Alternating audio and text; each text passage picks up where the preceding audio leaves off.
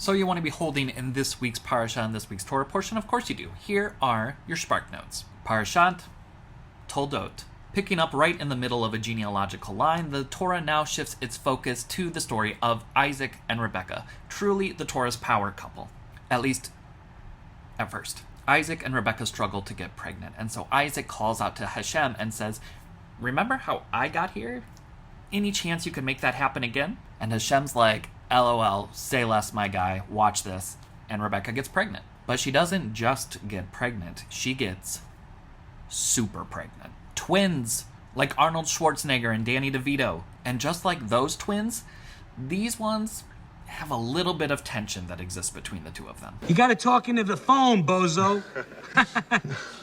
Rebekah can feel them going at it in her womb, and sure enough, when they're born, the sibling rivalry has begun. Esau comes out first looking like a red little coat, a hairy little guy, and Jacob is holding on to Esau's heel, his akev, which is where he gets the name Yaakov, or Jacob. As the boys grow up, they take on two different civilization paradigms, which actually becomes very important to the whole idea of the Torah and the Jewish people. The Torah says that Esau is an ish sadeh. He is a man of the field. He represents the hunter-gatherer paradigm, and Jacob is an agriculturalist, a herder. Isaac is on the keto bandwagon, and so he prefers Esau.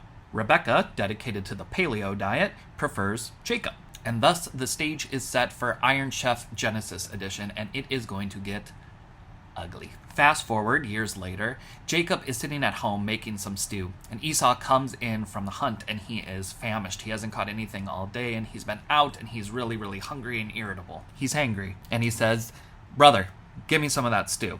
And Jacob says, "Okay, give me your birthright." And Esau, so hangry is he, that he says, "Deal." And this is the danger of intermittent fasting. And so Jacob sneaks himself a birthright. But he's not done.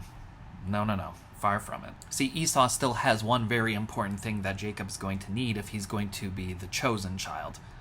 The firstborn blessing. And so he can get that blessing, Rivka hatches a plan. Remember, Jacob, like all good Jewish lads, is a mama's boy. And Mama Rebekah will do anything for her favorite son, including pulling a fast one on her blind husband.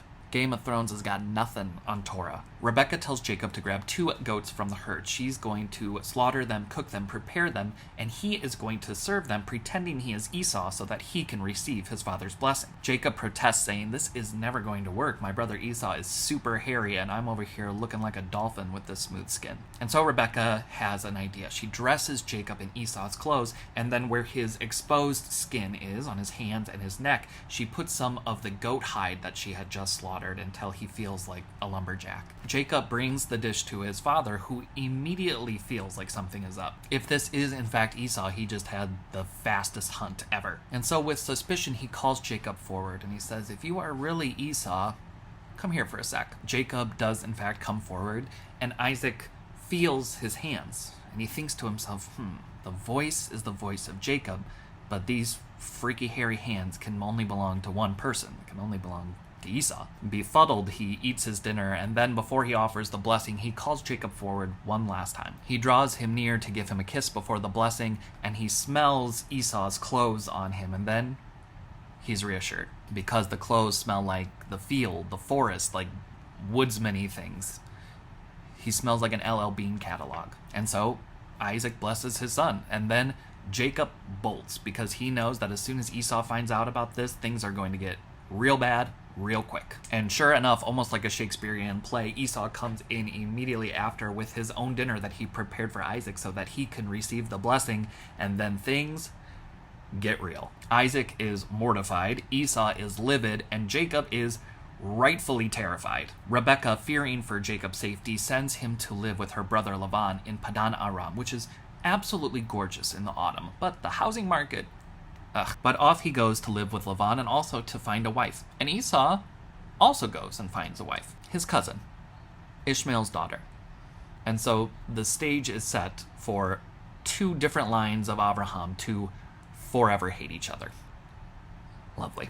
Now stay tuned, because next week we're going to talk about ladders, cheating uncles, and about Jacob reaping some serious karma. Until then, this was Parashat Toldot.